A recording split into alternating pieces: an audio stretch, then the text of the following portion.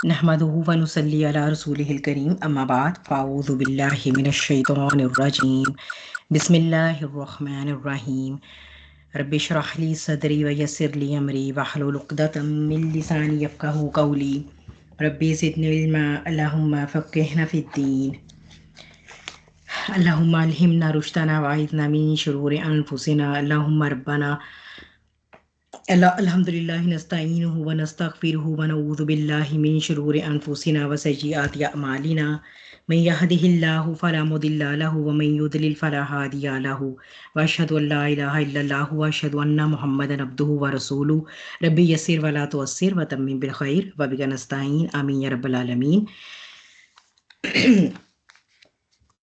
अल्लाह सुब्हानहू व तआला के हुक्म से 16 मई को हमने अपना अज़्ज़हरावैन का ये सिलसिला शुरू किया था। आप लोगों को यहाँ ये जो मैंने वाइट बोर्ड की का जो भी आपके साथ शेयर किया हुआ है, जो इस वक्त आप देख सकते हैं स्क्रीन पर, ये बिल्कुल शुरू से है। ये सारे नोट्स जो मैंने बनाए थे साथ साथ, तो मैं चाह रही थी कि आज हम क्विक रिवीजन जो है वो उसकी कर लें। तो ये अल्हम्दुलिल्लाह हमें अब तकरीबन जो है वो 4 महीने हो गए ऑलमोस्ट कि ये हमारा सिलसिला जो है वो शुरू हुआ है और हमारा चौथा रुकू जो है वो इंशाल्लाह आज कंप्लीट हो जाएगा। ज़हरावैन की बहुत फ़ज़ीलत है। जब मैंने आप लोगों को बताया था कि मुझे क्यों ख़्याल आया कि ज़हरावैन करवानी है, इससे पहले आप वो लोग जो अटेंड करते रहे हैं मेरी क्लासेस शुरू से, तो वो जानते हैं कि सूरह कहफ से जो है ये जो मेरा बाकायदा एक तदरीस का सिलसिला है वो शुरू हुआ और उसके बाद एंड ऑफ टाइम सीरीज़ हुई और एंड ऑफ टाइम सीरीज़ के बाद देयर वाज़ अ पॉज़।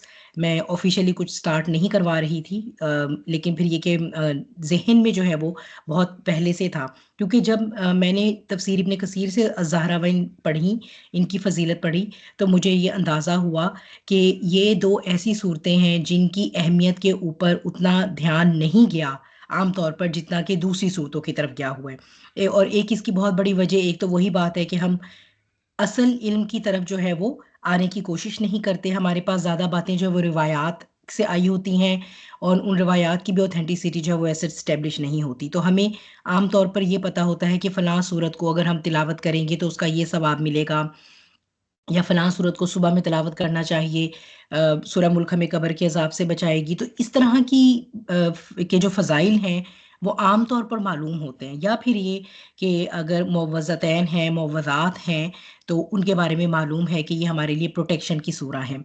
तो मेरे अपने लिए ये एक बहुत बड़ा इंकिशाफ़ था, एक बहुत बड़ी रेवलेशन थी, जब मैंने सूरह बकरा और सूरह आले इमरान की ये फ़ज़ीलतें पढ़ी। तो तभी जो है वो एक दिल में ख्वाहिश पैदा हुई कि इंशाअल्लाह अल्लाह सुब्हानहू व तआला ने इस काबिल बनाया, तो इसे अपनी जितनी बहनों के साथ इसे शेयर कर सकी, उनको कुछ भी इसमें से सिखा सकी।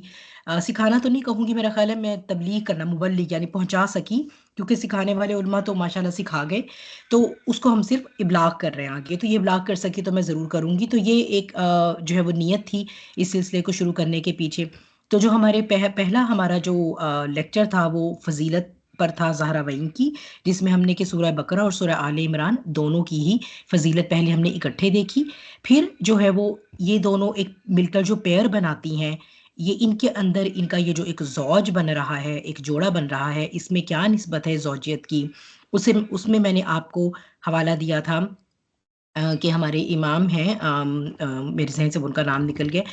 उनकी जो बुक है जिसमें वो उसूल इसरार तरतीब कुरान, उसमें वो ये बताते हैं कि ये जो हमारे पास इस वक़्त मुसहफ़ में सूरतों की तरतीब है, वो कैसे उसके अंदर ये हिकमत है कि फ़ातिहा के बाद बकरा आ रही है, बकरा के बाद आले इमरान आ रही है, उनका क्या लिंक है, उनके क्या कनेक्शंस हैं, फिर मुख्तलिफ़ उसूल कौन-से हैं जो उस तरतीब को वाज़ेह करते हैं। तो वो हमने उसमें जो देखा कि क्या निस्बत ज़ौजियत है, ठीक है? फिर उसमें मैंने आपको बताया था कि इंशाल्लाह जब हम अपनी सूरह आले इमरान पर जाएँगे, अल्लाह हमें इतनी ज़िंदगी भी दे और हमें ऐसी तौफ़ीक भी दे और हमें सबसे बढ़कर ये कि इस्तिकामत, कंसिस्टेंसी दे अपने इस काम में, क्योंकि ये लंबी सूरतें हैं और ज़ाहिर-सी बात है कि जो है वो एहतमाल होता है कि कोई भी काम जो लंबा हो, कि कहीं उसका सिलसिला मुनक़ता ना हो जाए। तो हम अल्लाह सुब्हानहू व तआला से ये दुआ करते हैं कि वो हमें इस्तिकामत दे और हम अपने सिलसिले को इंशाल्लाह मुकम्मल करें। तो जब सूरह सूरह आले इमरान में हम जाएँगे तो हम देखेंगे कि वो कौन-सी आयत हैं जो पहले सूरह बकरा में किसी और तनाज़ुर में ही वो टॉपिक जो है वो डिस्कस हुआ है और कुछ आयत मज़ीद उसको एक्सप्लेन करेंगी, कुछ आयत जो है वो उसके किसी दूसरे पहलू को बताएँगी। तो इस तरह करके हमने कुछ पॉइंट्स ऐसे थे, 5-6 पॉइंट्स जिनको हमने उस वक़्त देखा। लेकिन ये निस्बतें और भी हैं, ठीक है, मैंने आपके साथ सिर्फ उसमें उस वक्त 6 पॉइंट डिस्कस किए थे, क्योंकि अदरवाइज फिर वो बहुत लंबा टॉपिक चला जाता है। सूरह बकरा की फिर उसके बाद हमने फोकस किया, क्योंकि पहले ऑफ कोर्स हमने सूरह बकरा को स्टार्ट करना था, वही आती है हमारे पास तरतीब में। तो फिर हमने उसकी इंडिविजुअल फजीलत भी देखी थी, और उसकी इंडिविजुअल फजीलत में हमने ये देखा था कि ये बहुत स्ट्रॉन्ग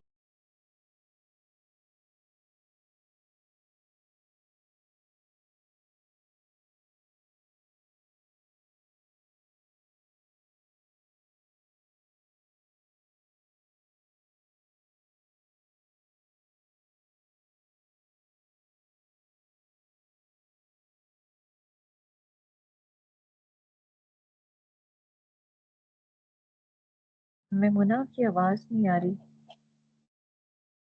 हाँ जी, मेरी तरफ से एक्चुअली नेट डिस्कनेक्ट हो गया था, तो मैंने दोबारा ज्वाइन किया मीटिंग को। आप सब कनेक्टेड हैं? ठीक है, बस हैंड रेज कर दीजिएगा। जी जी। ठीक, सही होगा, सही। मेरा ख्याल है शायद रिकॉर्डिंग भी, ऑफ कोर्स रिकॉर्डिंग भी रुक गई है। Recording is in progress, okay. ठीक है, तो फिर उसमें सूरह बकरा की फजीलत में हम ये बात कर रहे थे कि बहुत ही स्ट्रॉन्ग प्रोटेक्शन है सूरह बकरा, किसी भी किस्म के जादू के खिलाफ, नज़र बद, हसद, फिर ये कि कोई अगर मजनू है इवन, यानी उसे कोई ऐसी जहनी बीमारी लाहक हो गई है कि उसकी सैनिटी ही ख़त्म हो गई है, तो उसका भी ये एक बहुत मुजरब इलाज है। बहरहाल इस तरह हमने जो है वो तकरीबन आप कह लें कि ये कुछ 4-5 मेन मेन पॉइंट्स थे, और फिर कुछ ज़िमनी पॉइंट्स थे जो कि हमने देखे। और सबसे जो इसमें पॉइंट जो मुझे हमेशा स्ट्राइक करता है सूरह बकरा के बारे में, कि अल्लाह सुब्हानहू व तआला ने इसे अपने मुसहफ की जो अब तरतीब है उसके शुरू में रखा है, और शुरू से ही अल्लाह सुब्हानहू व तआला ने वाज़ेह कर दिया कि पिछली जो उम्मत मुस्लिमा थी उसका क्या मुकदमा रहा, उनका क्या वतीरा रहा, क्या तरीक था। और ताकि जो अब मौजूदा उम्मत मुस्लिमा को ये मनसब जो ट्रांसफ़र किया जा रहा है नबूवत का और खिलाफत का, तो ये अब आगे जो है वो अपना जो लाइहा अमल है वो पिछली उम्मत की कमज़ोरियों को सामने रखकर उसकी रोशनी में जो है वो अपना लाइहा अमल वाज़ेह करें कि किस तरह इस मनसब को वो लेकर चलेंगे। क्योंकि अल्लाह सुब्हानहू व तआला जो है वो अल्लाह सुब्हानहू व तआला का जो दीन है, अल्लाह की जो किताब है, अल्लाह के जो अहकामात हैं, ये कोई खेल नहीं है, ये कोई मजाक नहीं है। और किसी भी इंसान को, चाहे वो नबी ही क्यों ना हो, उसमें तब्दीली का या उसमें तहरीफ का या उसमें किसी भी किस्म का कोई तसर्रुफ, किसी भी किस्म के तसर्रुफ का कोई इख्तियार नहीं है। फिर हमने देखा कि सूरह बकरा मदनी सूरत है। इसमें मैंने आपको बताया था 1000 खबरें हैं, 1000 अवामिर और 1000 नवाही हैं। यानी 1000 ही अहकामात हैं जो जिसमें बताया जा रहा है कि ये करें, और 1000 ही नवाही हैं जिनमें यानी मना किया जा रहा है। ऐसे अहकामात हैं जिनमें मनाही आई है कि ये नहीं करना। 287 आयात हैं, और ये इसके जो कलमात और हरूफ हैं उनके भी नंबर आपके साथ डिस्कस हुए थे। फिर जो एक इम्पॉर्टेंट बात थी कि इसमें जो मज़ामीन आ रहे हैं उनकी जो तकसीम है, उसके लिए ये ओवरव्यू हमने लिया कि इसके रुकू पहले देख लें कि कितने टोटल रुकू हैं हमारे पास। 40 टोटल रुकू हैं, ठीक है। उसमें से जो है वो डिवाइड कर लिया कि ये जो सूरा है, जहाँ पर मैंने आपको डॉक्टर इसरार की बात बताई थी, वो इसे सूरह उम्मतैन भी कहते हैं, यानी ये दो उम्मतों की सूरत है, साबिक़ा उम्मत मुस्लिमा की और मौजूदा उम्मत मुस्लिमा की। तो इसमें जो 40 रुकू हैं, इसमें से 18 रुकू और 22 रुकू की जो डिवीजन, जो उन्हीं की डिवीजन मैंने फॉलो की है। तो ये डिवीजन उन्होंने जो बताई कि जो साबिक़ा उम्मत मुस्लिमा के साथ जो एड्रेस कर रहे हैं वो शुरू के 18 रुकू हैं, और जो अब मौजूदा उम्मत मुस्लिमा को एड्रेस करेंगे वो बाद के 22 रुकू होंगे। इन्हीं 18 रुकू की फिर मजीद आगे हमने डिवीजन देखी, क्लासिफिकेशन देखी। इसे पहले 4, दरमियान के 10 और आखिरी 4 में डिवाइड किया। पहले 4 में भी हमने फिर 2+2 किया, ठीक है, वो जो कि अब अल्हम्दुलिल्लाह हमारा, यानी ये वो पार्ट है जो अब हमारा अल्हम्दुलिल्लाह आप कहें कि ऑलमोस्ट कवर हो चुका है। तो ये पहले 4 में जो पहले 2 थे वो तमहीदी थे, और उसमें जो है वो 3 तरह के इंसानों का तज़किरा आया था। अब जल्दी से कोई अनम्यूट होके बता दे कि वो कौन से, जल्दी से तो फटाफट, मतलब ये तो टिप्स पे होना चाहिए ना। आप जल्दी से कोई भी अनम्यूट होके बता दे कि वो कौन से जो है वो 3 तरह की मोमिन, कैटेगरी। काफिर, मोमिन, काफिर, काफिर और मुनाफिक।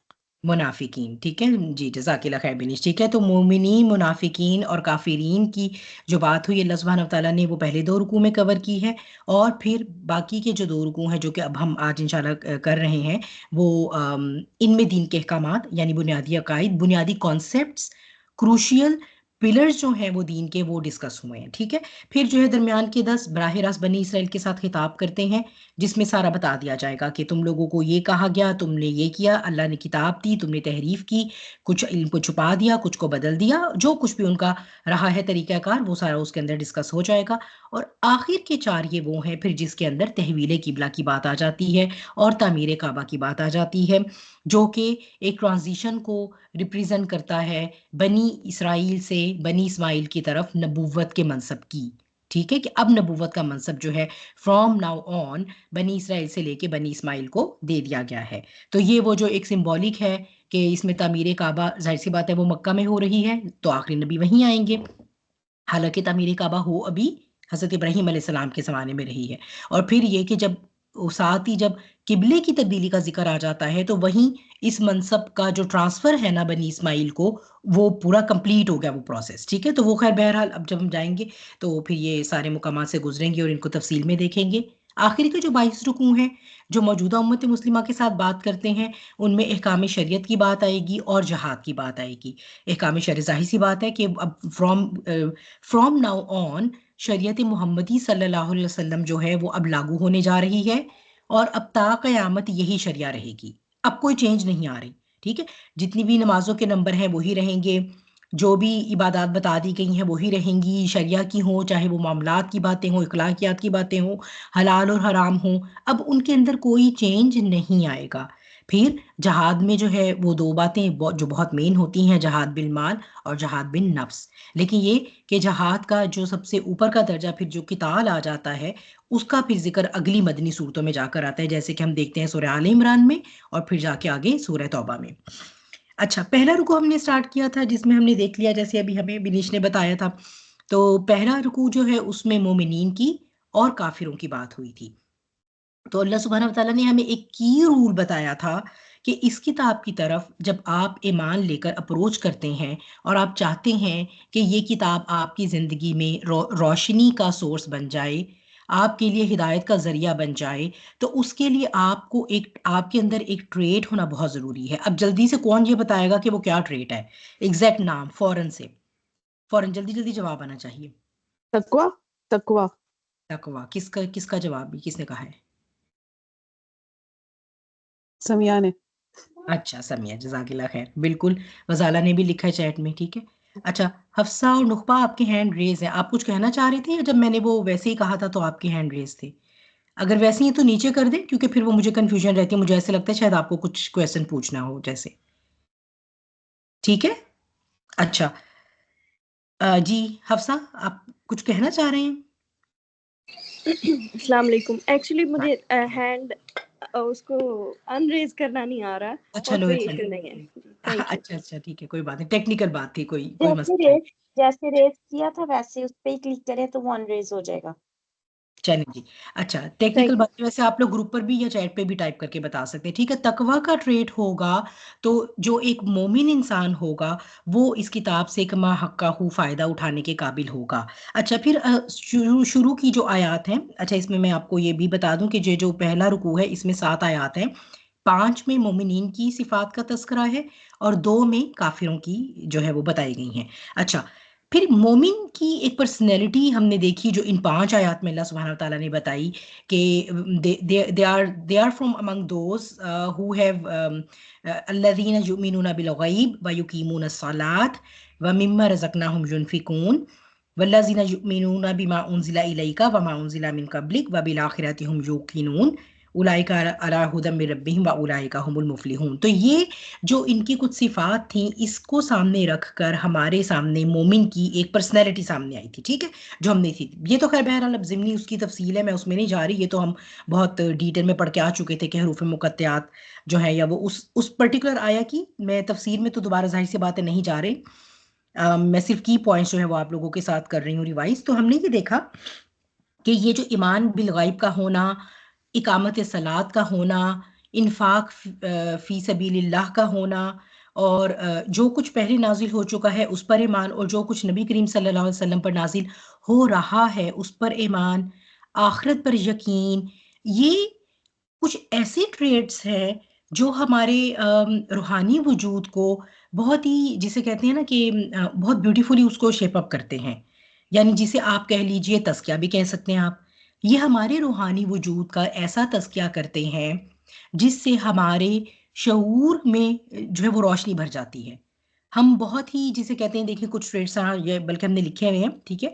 हम एक ऐसे इंसान बन सकते हैं तकवा और ईमान इन सब चीज़ों पर रख के, और अपने अंदर तकवा का जो है वो टूल लेकर चलने से, जो एक साबिर इंसान होता है, जो एक बाशऊर इंसान होता है, जकी यानी इंटेलिजेंट होता है, ओके, इंटेलेक्चुअली अवेयर होता है, बहुत वाइज होता है, उसका इमोशनल क्वोशंट बहुत हाई होता है, उसके अंदर स्ट्रॉन्ग सेल्फ कंट्रोल होता है, वो एक ऑर्गेनाइज्ड, एक डिसिप्लिन्ड, एक पंक्चुअल, एक कमिटेड इंसान होता है, एक फोकस्ड इंसान होता है।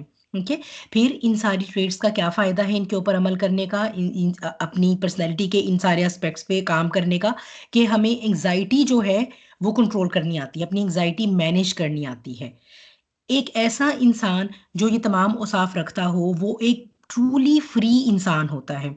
वो इस दुनिया में, इस मादी दुनिया में किसी की भी गुलामी नहीं करता, ठीक है, सिवाय इसके, सिवाय किसके, जिसकी करनी चाहिए अल्लाह सुब्हानहू व तआला की। और जो अल्लाह सुब्हानहू व तआला का अबद बन जाता है, वो एक बिल्कुल हकीकी आज़ाद इंसान होता है। वो अल्लाह पर बहुत तवक्कल रखने वाला होता है, उसकी मोरल वैल्यूज़ बहुत हाई होती हैं। अगर आप उसे दुश्मनी में भी देखेंगे, गुस्से में भी देखेंगे, तो भी वो किसी भी किस्म की कोई ऐसी इखलाकी कदर मैनिफेस्ट नहीं करता, जिसे हम कहते हैं ना कि जो which is less than the status of a मोमिन, ठीक है। तो अल्लाह अपने मोमिन को एक ऐसा इंसान देखना चाहता है जिसके बहुत हाई मोरल वैल्यूज़ होते हैं। फिर वो उनको प्रैक्टिस भी करता है, खाली वैल्यूज़ लेकर नहीं फिरता, वो उनको खुद उनको प्रैक्टिस करके दिखाता है कि कैसे एग्ज़िबिट होती हैं। सेल्फ अकाउंटेबिलिटी आती है, यकीन बिल आखिरत से खुद एहतसाबी आती है, एहसास से ज़िम्मेदारी आ जाता है, और वो एक माइंडफुल इंसान होता है, हाज़िर दिमागी के साथ ज़िंदगी गुजारता है। वो एक गफलत की हालत में नहीं रहता कि हेयर एंड देयर बस वक्त ज़ाया कर रहा है, ज़िंदगी को पास कर रहा है, नहीं। बड़े बड़े मकासद होते हैं उसके आगे, उसे पता होता है कि मैंने अपनी आखिरत विन करनी है, और आखिरत और अल्लाह की रज़ा विन करने से बड़ा और कोई मकसद नहीं हो सकता। तो ये एक हमारे पास मोमिन की पर्सनैलिटी आई। फिर काफिरों के बारे में तो अल्लाह सुब्हानहू व तआला ने बहुत साफ, वो 2 आयत के अंदर बात ही खत्म हो गई, क्योंकि काफिरों ने अपना एक डिसीजन ऑलरेडी कर लिया है, लिहाजा उनके बारे में अल्लाह सुब्हानहू व तआला का डिसीजन भी जो है वो अल्लाह सुब्हानहू व तआला ने अनाउंस कर दिया ऑलरेडी। कि अल्लाह सुब्हानहू व तआला ने कहा कि ये वो लोग हैं जो already they have decided about them कि they are not going to listen to any source of हिदाया, they will not let the light of hidayah penetrate into their hearts।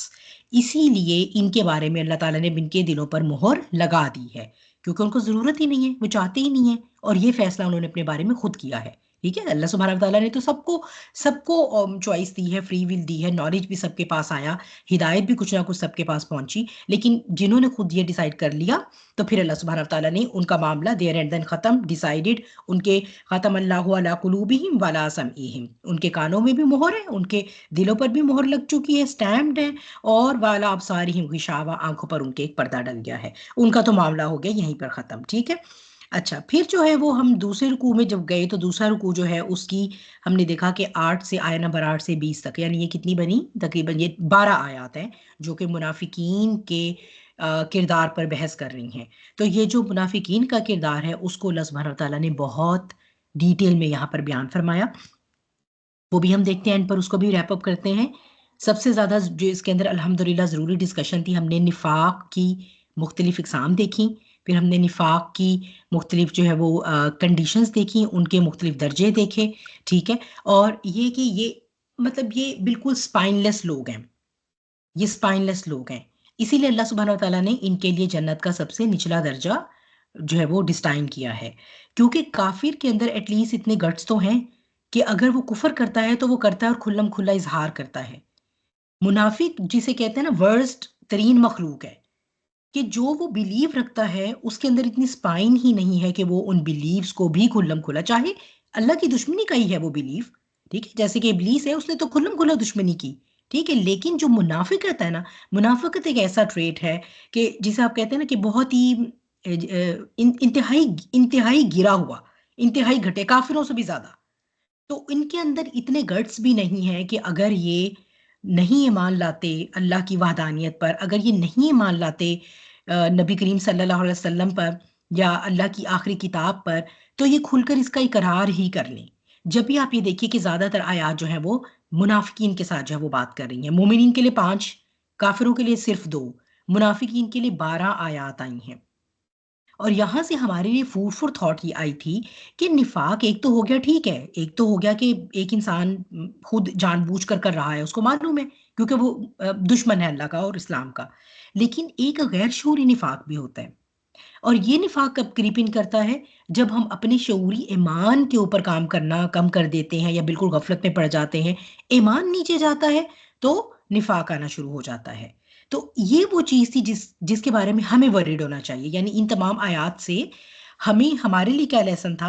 अल्हम्दुलिल्लाह हम उस कैटेगरी में नहीं आते कि जो अल्लाह माफ़ करे ऊपर से सिर्फ कलमा पढ़े हैं ज़ुबान से, लेकिन दिल से जो है वो अल्लाह के दुश्मनों में शामिल हों, माज़ल्ला सुम्मा माज़ल्ला। तो लेकिन होता क्या है, अगर हम अपने ईमान का इकरार सिर्फ ज़ुबान से जारी रखें और एक लंबा अरसा ऐसा गुजर जाए कि हमारे अमाल उसकी तस्दीक ना करें, तो फिर क्या होता है? इंसान नफाक के रास्ते पर आहिस्ता आहिस्ता आगे बढ़ता जाता है, और जाहिर सी बात है निफाक का रास्ता जो है वो फिर एक गहरी खाई में जाकर ही ख़त्म होता है।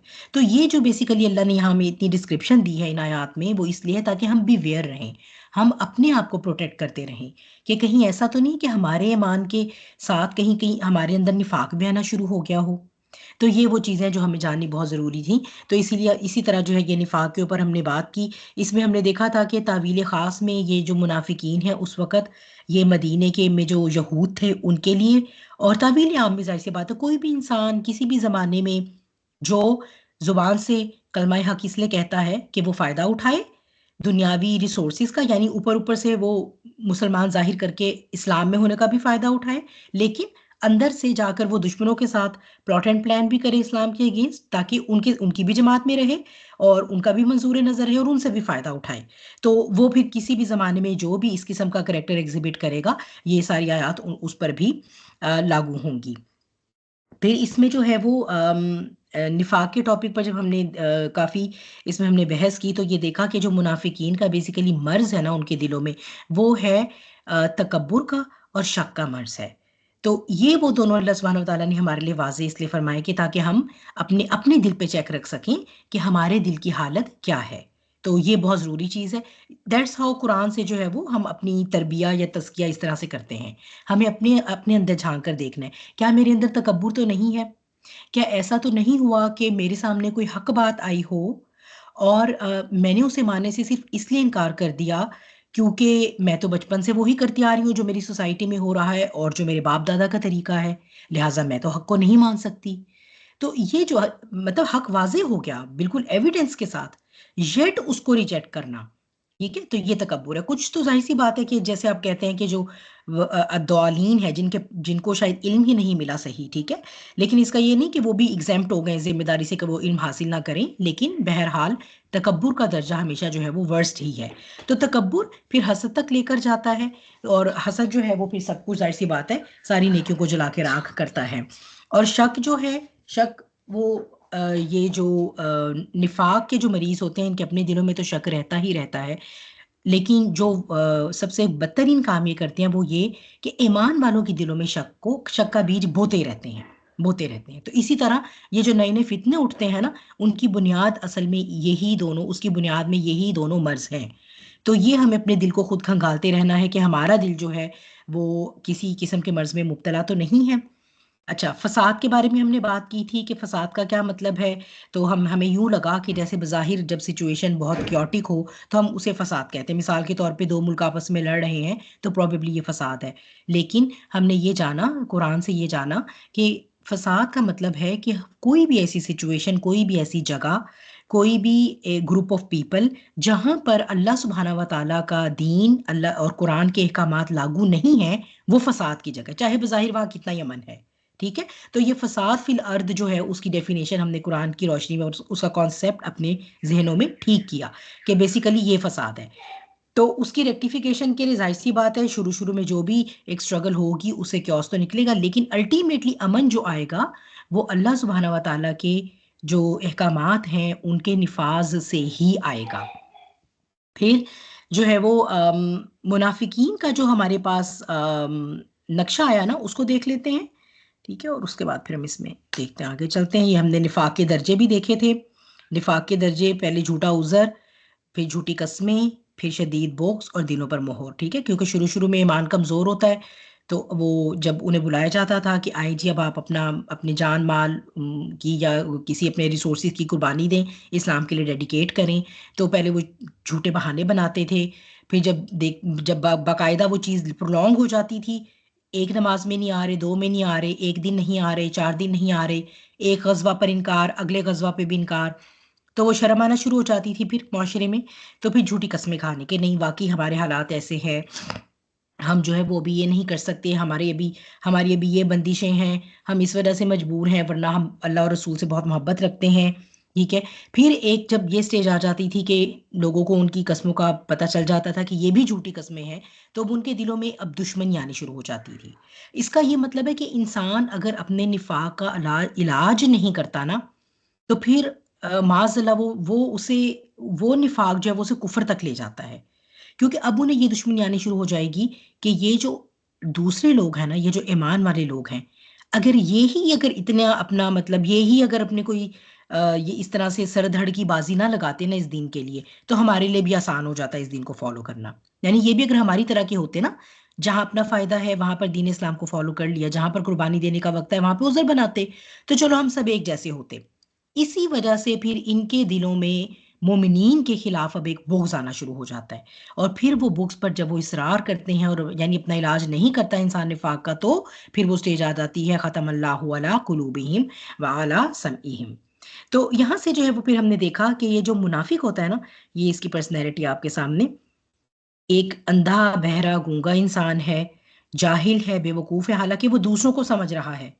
वो अपने आप को बहुत इंटेलिजेंट समझता है कि मैं तो एक ऐसा हूं जिसने कलमा पढ़ लिया है, आखिरत भी हाथ में रखी हुई है, और मैं अंदर से जो है ना वो सिर्फ अपने फायदे के, सिर्फ अपने मेरा मेरा फायदा मेरा खुदा है असल में, ठीक है, और मैंने दुनिया भी हाथ में रखी हुई है उसकी वजह से। तो मैं तो बहुत चालाक हूँ, मैं तो बड़ा जो है वो जिसे कहते हैं डिप्लोमेटिक हूँ, और मुझे तो बहुत ज़बरदस्त स्ट्रेटजीज आती हैं, मैं तो कुछ भी नहीं खो रहा, दुनिया का भी सारा फायदा मेरे हाथ में है, और भाई आखिरत में जाके मैं तो कहूंगा कि मैं तो कलमा पढ़ता था, मैं तो कलमा गो था, तो चलो वो भी मेरे हाथ में आ गई। तो ये अपने आप को बहुत ज़हीन समझते हैं, हालांकि अल्लाह सुब्हानहू व तआला ने फरमाया कि यही हैं जो बेवकूफ़ हैं, ये कहते हैं हम अमन कायम करने वाले हैं, हालांकि ये फसाद करने वाले हैं, झूठे हैं, हसद करने वाले मुतकब्बर हैं। ये तो खैर इबलीस के जो फॉलोअर्स हैं उनकी ये प्रॉपर्टीज वो इबलीस के साथ वो इनकी ये मैच होती हैं, धोखेबाज हैं, और बहुत ही लो आई हुई हैं, शऊर की पस्ती है इनके अंदर, इन्हें अपना लॉन्ग टर्म बेनिफिट नज़र ही नहीं आ रहा, इन्हें अपनी अगली ज़िंदगी इनको जानने, इस फैक्ट को मानने के बावजूद कि आखिरत आनी है और वो हमेशा रहनी है, ये इतने शैलो हैं, इतने लो IQ के मालिक हैं कि इन्होंने अपना फ़ायदा सारा कॉम्प्रोमाइज़ कर दिया है, उस वो हमेशा का फ़ायदा इस थोड़ी सी इस दुनिया के थोड़े से गेन के लिए इन्होंने कॉम्प्रोमाइज़ कर दिया है। तो ज़ाहिर सी बात है, ये एक एक बेअक्ल इंसान ही इतना घाटे का सौदा कर सकता है, ठीक है। तो इस तरह हमने ये जो पहले 2 रुकू हैं उनमें 3 तरह के जो इंसान हैं उनकी हमने जो है ये क्लासिफिकेशन देखी, और उसके बाद फिर हमने एक हदीस मैंने आपको बताई थी दिल के बारे में भी, कि दिल जो है वो 4 तरह के हैं, साफ़ो शफ़ाफ़ और उल्टा और गुलाफ में लिपटा और दो रुखा। उसकी मैं डिटेल में नहीं जा रही क्योंकि ये सब हम टॉपिक्स बहुत डिटेल में डिस्कस कर रहे हैं। फिर जब तीसरा रुकू हमने शुरू किया, तो तीसरा रुकू जो था वो जैसे आपको मैंने बताया कि जो भी दीन की बुनियादी हमारे जो बुनियादी कॉन्सेप्ट्स हैं जिनका ठीक होना हमारा ज़रूरी है, उसके बारे में तीसरे रुकू से बात शुरू हुई। तो उसमें सबसे पहले अल्लाह सुब्हानहू व तआला ने अपनी इबादत की, अपनी इबादत का जो यानी इबादत का जो कुरानिक कॉन्सेप्ट है उसको जो है वो वाज़े किया, ठीक है। और इबादत का कुरानिक कॉन्सेप्ट है क्या वैसे, कोई बताएगा मुझे? मैंने कहा मैं ही बोले चले जा रही हूँ, सो गए होंगे सबके सब अब तक के, तो थोड़ा सा जगाती हूँ। क्या था कुरानिक कॉन्सेप्ट इबादत का? ईमान बिल गैब। ईमान बिल गैब है इबादत का।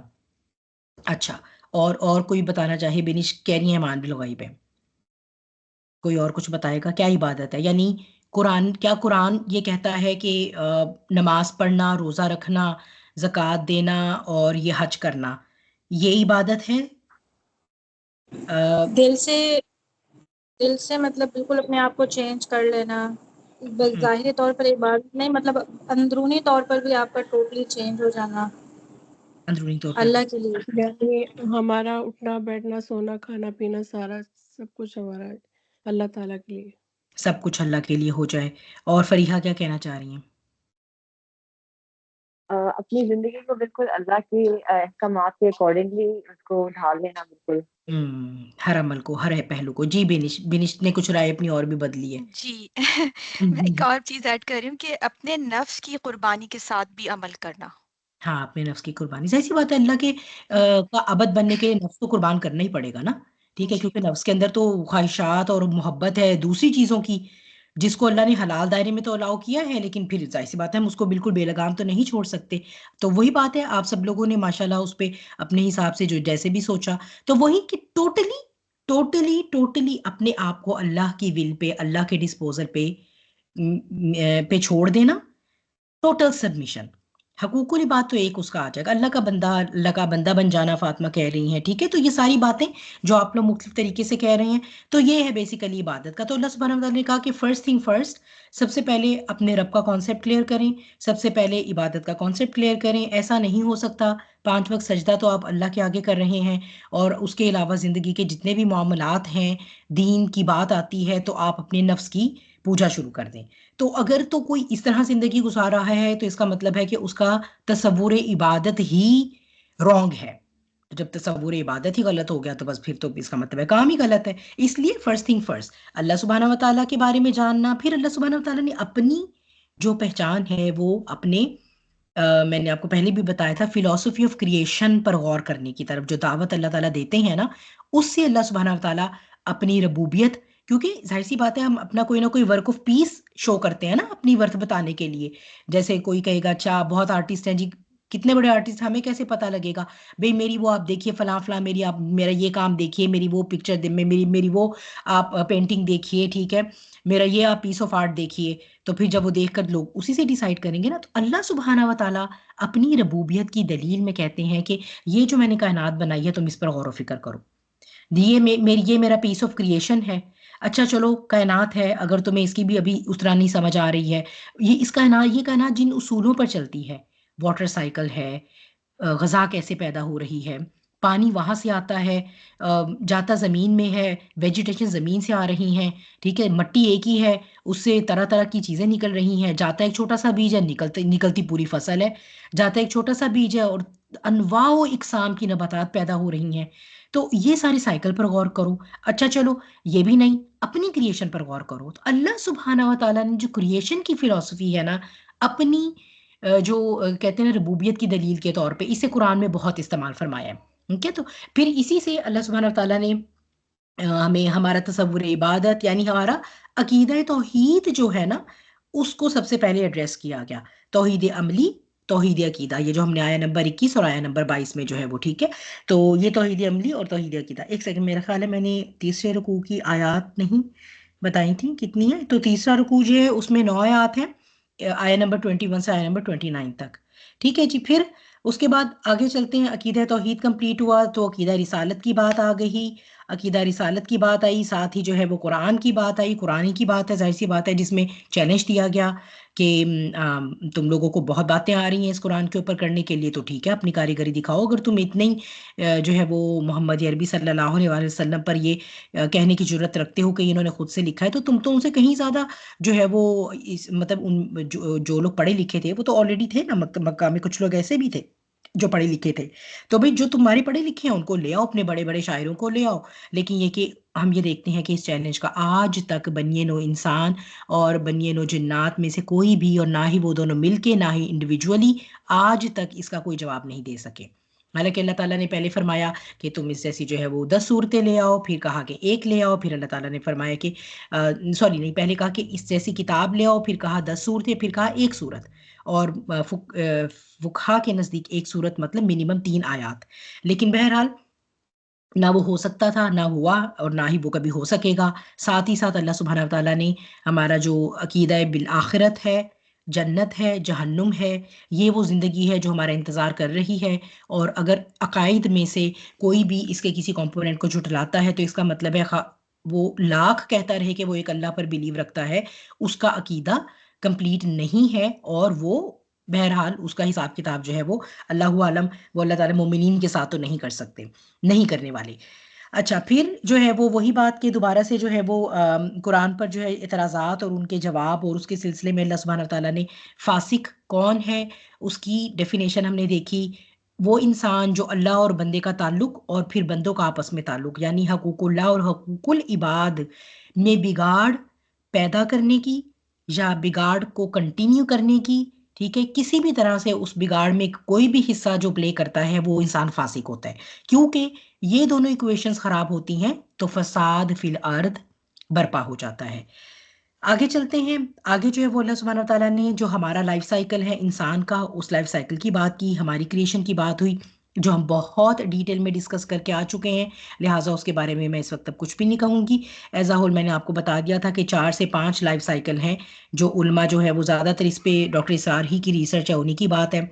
और थोड़ा सा जो मेरा उनसे इख्तलाफ था मैंने आपको बता दिया, कुछ उसमें थोड़ा सा मैंने आपको मौलाना मदूदी का जो उनका फ़िक्र है वो भी आपके सामने डिस्कस हो गया था।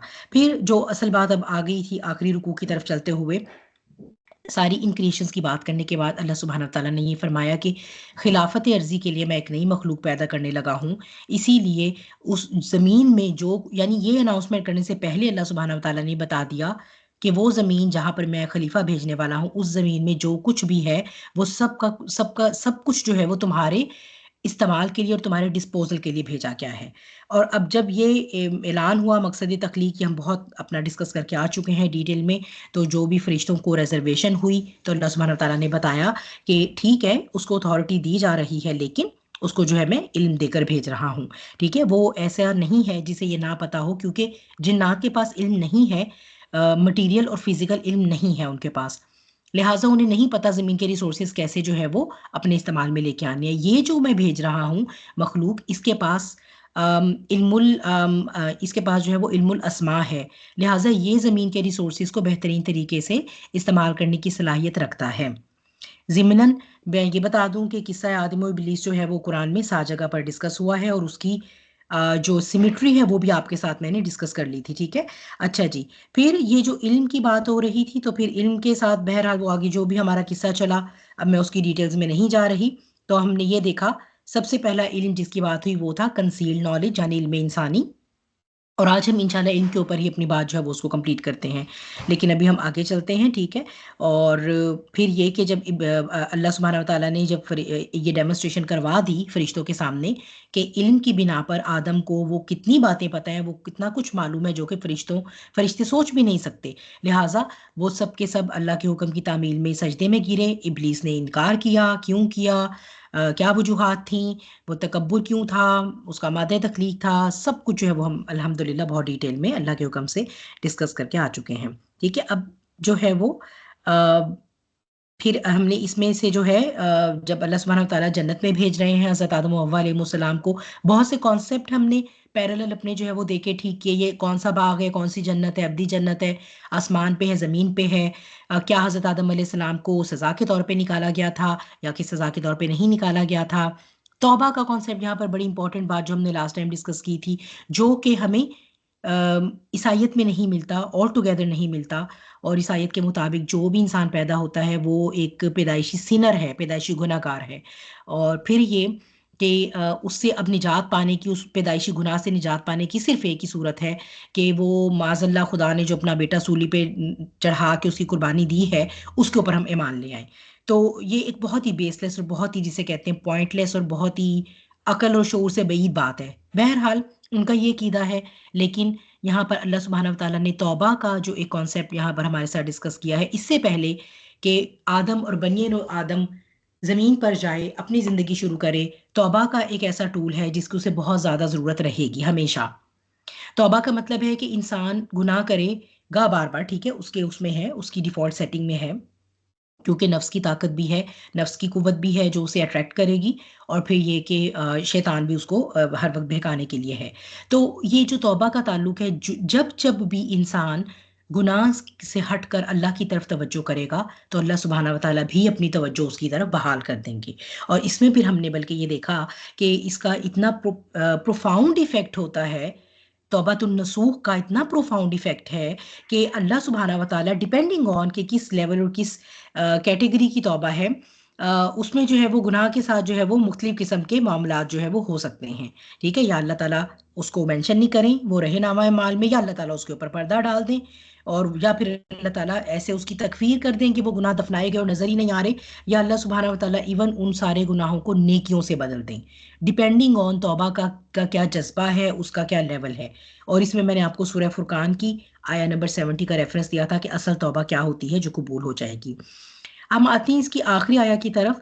बात हो रही थी कि अल्लाह सुब्हानहू व तआला ने जब तौबा कबूल फरमा ली आदम हव्वा अलैहिमुस्सलाम की, तो दोबारा जो है ये कमांड आ रही है कि कुल नहबितु मिन्हा जमीआ, कि फिर उन सबसे कहा कि तुम सब यहाँ से इकट्ठे अब उतर जाओ। किन सब से? आदम, हव्वा अलैहिमुस्सलाम और इब्लीस। ठीक है, और अब इसका मतलब है कि बनियनो जिन भी, अब जिन्नात की भी ऊपर तक रिसाई नहीं रही, वो जो कभी होती थी वो भी अब खत्म। अब सबके सब कन्फाइंड हैं जमीन और आसमान के दरमियान की स्पेस में। जिन्नात तो चलो जा सकते हैं, उड़ सकते हैं अभी भी, लेकिन हम हम यानी जो बनी आदम है वो स्ट्रिक्टली जमीन तक कन्फाइंड है। ठीक है, हम तो अभी अपनी, हमारी तो सैटेलाइट ही है जो भी जाती हैं फिजा में, तो हम तो खुद अभी फिजिकली कहा जाता है चांद तक गए हैं, या शायद पता नहीं वो भी नहीं जा सके। ताहम बहरहाल यानी ये कि हम अब सब जमीन तक कन्फाइंड हो जाएंगे, लेकिन ये जो हमें भेजा जा रहा है ये उसी खिलाफत के मिशन की वजह से भेजा जा रहा है। इसका ये मतलब नहीं है कि ये सजा के तौर पर भेजे गए हम, क्योंकि पहले ही अल्लाह सुब्हानहू व तआला का प्लान था। लेकिन ये जो डेमोन्स्ट्रेशन थी, ये डेमोन्स्ट्रेशन करवानी बहुत जरूरी थी। ठीक है, अच्छा, उसके बाद जो है वो ये बात आ गई कि अब तुम सबके सब यहाँ से उतर जाओ, और अब अब दूसरी तरह के इल्म का यहाँ पर जिक्र आ रहा है कि जब अब मेरी तरफ से तुम्हें जब भी कभी, ठीक है, फ़इम्मा याति जन्ना जो है इसका मतलब है कि जब भी, ठीक है, कभी भी, कोई भी पीस ऑफ हिदाया आएगा तो उसको फॉलो करना।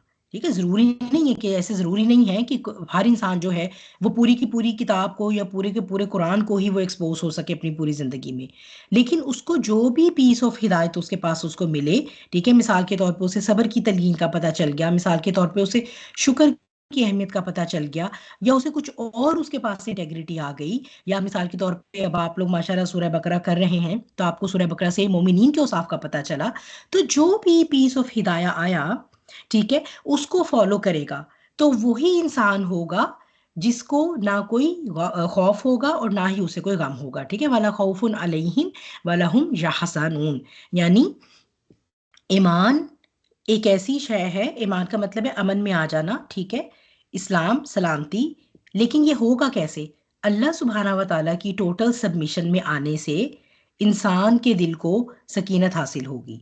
ठीक है, इंसान आजमाया जाएगा, नो डाउट, आजमाइश कभी भी खत्म नहीं होगी। सॉरी, मेरे थोड़ा सा ना व्हाइट बोर्ड के साथ इशू है, मैं इसको मीनवाइल फिक्स कर रही हूँ, इंशाल्लाह बिस्मिल्लाह हो जाता है।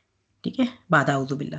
तो इंसान आजमाया जाएगा जब तक वो इस रुए ज़मीन पर रहेगा, उसके ऊपर बहुत तरह के टेस्ट आएंगे और बहुत क्रशिंग किस्म के टेस्ट भी आ सकते हैं।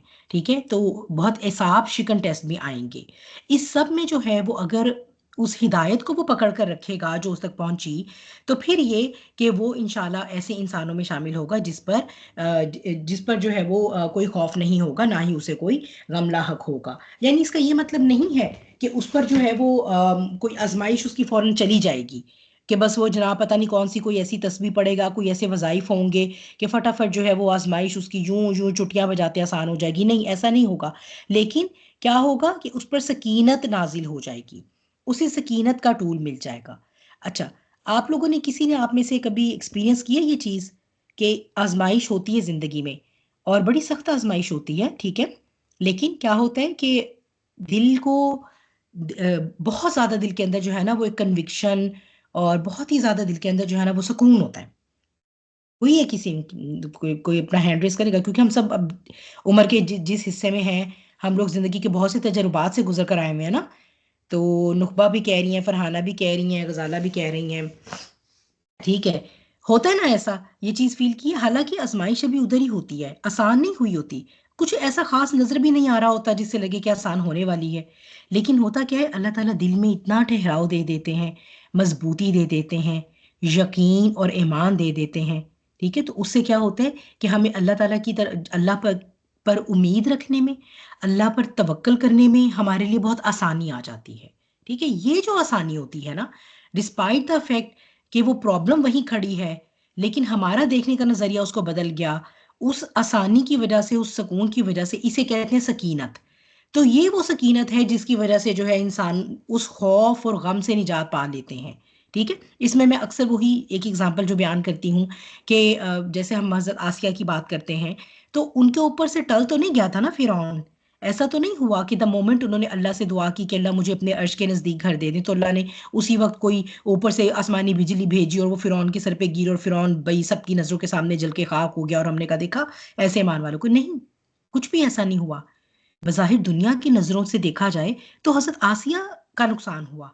देखा जाए तो मतलब लोग तो ये कहेंगे ना कि भाई ये इन्होंने जिद पकड़ी हुई थी और अपनी जान गंवाई और इतना जुल्म बर्दाश्त किया, लेकिन एक्चुअली जो है वो जो सकीनत उनको मिली हुई थी ना, उस सकीनत की वजह से she was able to look through that trial, she was able to look through that material wall जो इस दुनिया को बरज़ख से या दूसरी जिंदगी से सेपरेट करती है।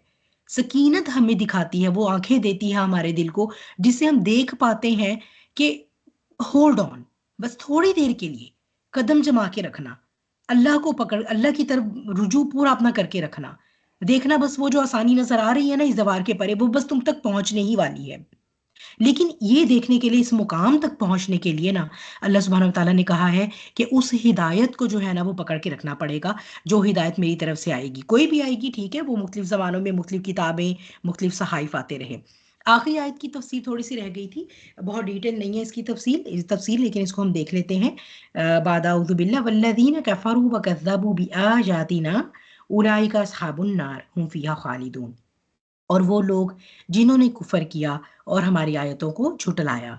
ठीक है, यहाँ पर कफरू व कज़्ज़बू ये एक ही प्रोसेस के दो दर्जे हैं।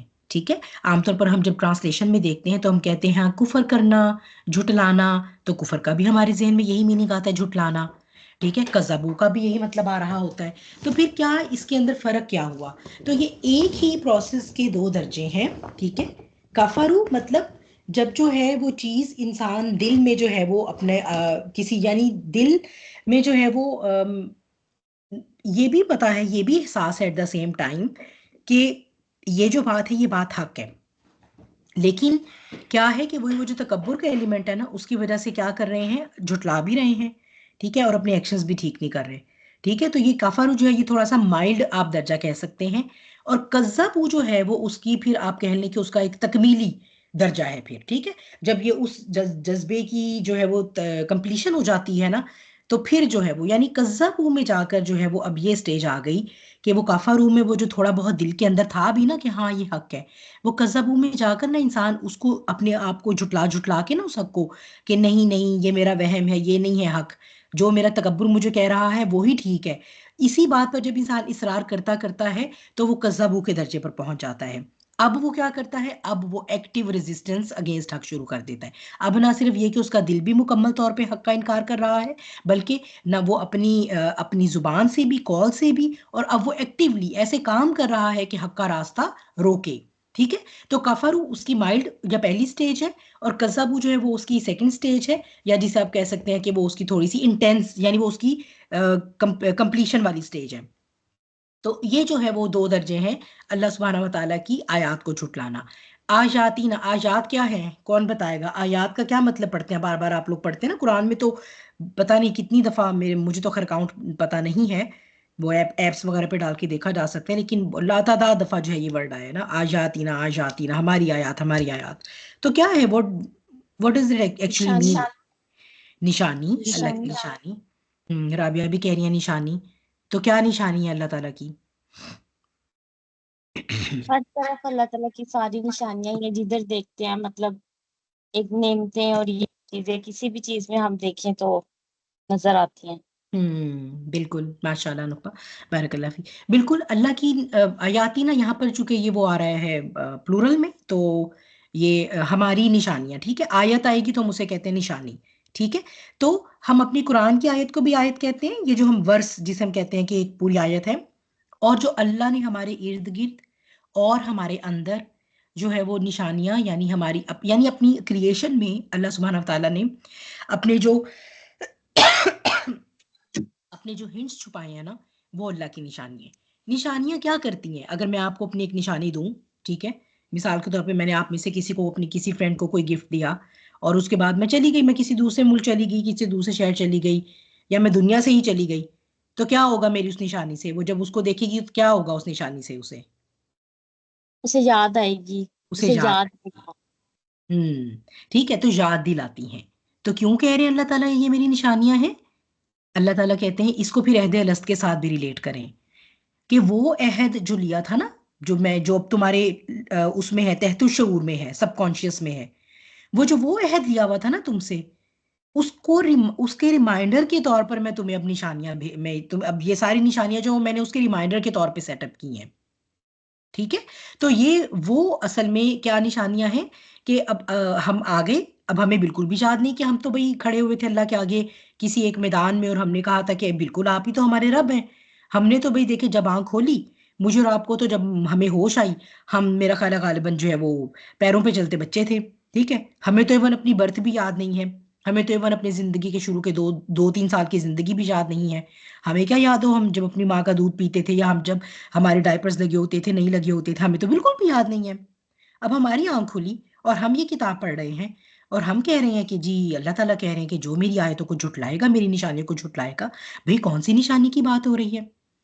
तो ये है बेसिकली, ये सबसे बड़ी निशानी वो है जो अल्लाह ने हमारे दिल में, जो अल्लाह ने हमारी रूह के कल्ब में, बेसिकली उसकी मेमोरी में अहद अलस्त डाला है, और जो हमारे तहत शऊर में है।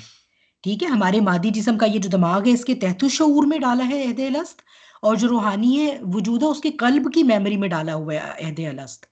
तो होता क्या है, जूं जूं हम अपने सामने जिंदगी के मुख्तलिफ तजर्बात से गुजरते हैं, तू हम दे, इवन कोई एथिस्ट भी है, इवन वो कोई जो नहीं भी इस्लाम पर पैदा हुआ, जूं जूं वो अपने इर्द गिर्द देखता है, जिंदगी के मुख्तलिफ वाकयात को नोटिस करता है, ऑब्जर्व करता है, क्रिएशन पर गौर करता है, कभी बैठा होता है ऐसे, या कभी किसी मुश्किल से गुजरा होता है, तो वो सोचता है कि ये सब कुछ जो मेरे इर्द गिर्द पैदा हुआ हुआ है, ये आखिर ये खुद ब खुद होगा या किसी ने किया है? ये वो अगर कोई भी इंसान जो गौर फिक्र रखने की एबिलिटी रखता है और उसको प्रैक्टिस करेगा ना, लाजमन वो उसकी उसकी सोचों में ये बातें आएंगी।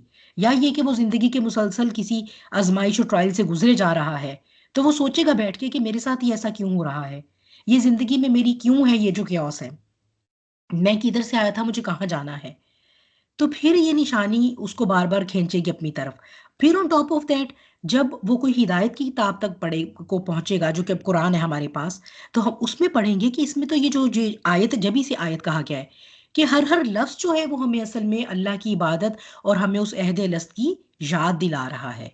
इसीलिए अल्लाह ताला कह रही है कि मेरी ये सारी जो क्रिएशन है वो बशमूल तुम्हारी क्रिएशन के, बशमूल ये सारा सिस्टम जैसे रन कर रहा है उसके, ऑन टॉप ऑफ दैट मैंने अंबिया किताबें भी भेज दी हैं। ठीक है, क्यों? क्योंकि ताकि वो तुम्हारी तहत शऊर में पड़ी उस यादाश्त के लिए निशानी का काम दें, तुम्हें फौरन याद आ जाए। जब तुम ये पढ़ोगे तो हाँ, मैंने कहा तो था वाकई कि मेरा तो रब अल्लाह है। जब भी अब now everything has started making sense. अब मुझे समझ आनी शुरू हुई कि वाकई जो है वो क्यों मेरे साथ ये सब हो रहा है, क्योंकि मेरा तो एक रब है अल्लाह। उसने तो मुझे इस दुनिया में किसी और काम के लिए भेजा था। मैं समझा कि मैंने यहाँ पर आकर अपनी हमेशा की जिंदगी बनानी है, तो ये उसने तो मुझे अपनी इबादत के लिए भेजा था, अपनी वहदानियत के इकरार के लिए भेजा था। और मैं अपना मकसद मैंने जाना ही नहीं, मैंने गौर ही नहीं किया, मैं तो कहीं और जा रहा था।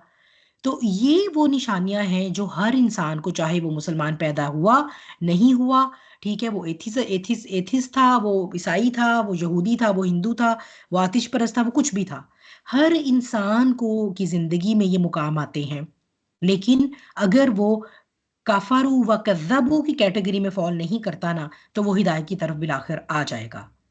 अगर वो कफारू व कज़्ज़बू के रास्ते पे चला गया ना, तो बस फिर क्या है, वो फिर नहीं, वो एक के बाद एक को झुटलाता जाएगा, फिर झुटलाता जाएगा। हालांकि शुरू शुरू में उसका दिल उसको बताएगा कि नहीं, ये ठीक बात नहीं है जो तुम कर रहे हो, वो कफारू का दर्जा होगा। लेकिन वो कहेगा नहीं नहीं नहीं, बस ये मेरे कायद से नहीं मैच करता, या नहीं बस समहाउ, या नहीं भाई ये तो इंटेलेक्चुअली इतना साउंड नहीं है, या नहीं नहीं बस ठीक है, जो साइंस कह रही है वही ठीक है, या जो कुछ मैं सोसाइटी में इर्द गिर्द देख रहा हूँ जो सब लोग कर रहे हैं वही ठीक है। अगर वो इस स्टेज पर परसिस्टेंस रखेगा तो क्या होगा, वो कज़ाबू यानी झुठलाने वाली स्टेज तक पहुंच जाएगा।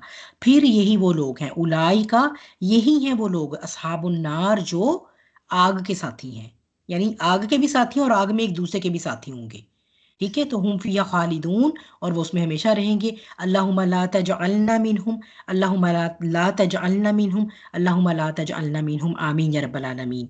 अल्लाह हमें इनमें से ना बनाना, हमें इनमें से ना बनाना। ठीक है, तो ये यहाँ पर हमारा जो है वो चौथा रुकू कंप्लीट हुआ। अब इल्म के बारे में मैंने आपसे कहा था थोड़ी बात होगी और इनकी फजीलत की बात होगी। बहरहाल ये तो वैसे पहले भी जो है बात मैं आपके सामने तो ये हो गई थी थोड़ी सी।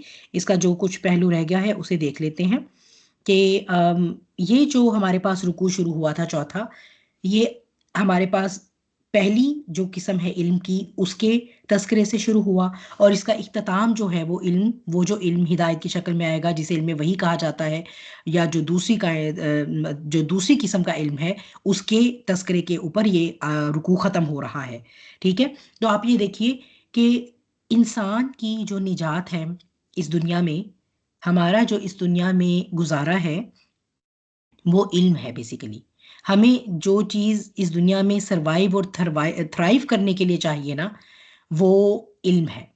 ठीक है, तो ये इल्म जो है, इल्म नाफे, वो हमने देखा था कि वो इन दो इकसाम से मिलकर बनता है, इल्म खिफी और इल्म वही। ठीक है, इल्म खफी या इल्म खिफी जो कि अल्लाह ताला ने हज़रत आदम अलैहिस्सलाम के जीन्स में रख दिया इल्मुल अस्मा की शक्ल में, इसे हम इल्मुल अबदान भी कहते हैं और इसे हम इल्म बिल हवास भी कहते हैं। और इल्म वही को इल्मुल अदियान भी कहा जाता है और इल्म बिल क़ल्ब भी कहा जाता है। ठीक है, इल्मुल अबदान का क्या मतलब है, बॉडीज़ का इल्म। ठीक है, कौन सी बॉडी, कोई भी बॉडी, ठीक है, वो एटम की बॉडी भी हो सकती है, ठीक है, वो किसी जानवर की हो सकती है, कोई नबातात हो सकती है, कोई जरसूमा हो सकता है। ठीक, एनीथिंग जिसके बारे में हम वो जो फिजिक्स पढ़ते हैं जिसके बारे में, ठीक है, या जिसकी हम बायोलॉजी पढ़ते हैं, जिसकी हम केमिस्ट्री डिस्कस करते हैं, ये वो सारे अब जो है यानी मटीरियल का इल्म, मादे का इल्म जो है, या वही बात है अस्मा का इल्म, इसे इल्म बिल हवास भी कहा जाता है। क्यों? क्योंकि ये हम अपने उन हवास से हासिल कर रहे हैं जो अल्लाह ने हमें दिए हैं।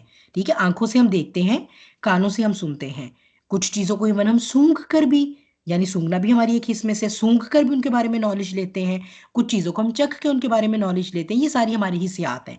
कुछ चीज़ों को हम अपनी टेक्टाइल सेंस यानी छूने की सलाहियत जो हमें अल्लाह ने हमें हाथ दिए हैं, उनसे छू कर भी हम उनके बारे में इल्म हासिल करते हैं। तो इसीलिए ये जो इल्म खिफी है जो अल्लाह ताला ने हज़रत आदम को दिया, जिससे ये रुकू शुरू हो रहा है, जिसके तज़किरे से, जिसे इल्मुल अबदान भी कहा जाता है, बॉडीज़ का इल्म, मटीरियल का इल्म, मादे का इल्म, या इल्म बिल हवास भी वो इल्म जो अपने इन मादी हिस्सियात से हासिल किया जा रहा है। वो इल्म जिसे हम देख सकते हैं, छू सकते हैं, जिसे हम लेबॉर्ट्री में, तजर्बागाह में उसे हम तजर्बे से गुजार सकते हैं, और फिर इन सब एविडेंसेस की रोशनी में हम किसी एक नतीजे पर पहुंचते हैं। ठीक है, और उस सारे एविडेंसेस को कैलकुलेट और एनालाइज करने के लिए अल्लाह ने हमें दिमाग की फैकल्टी दी है। एक ये इल्म हो गया, ये वो इल्म है जो हमें खिलाफत अर्जी के लिए चाहिए है।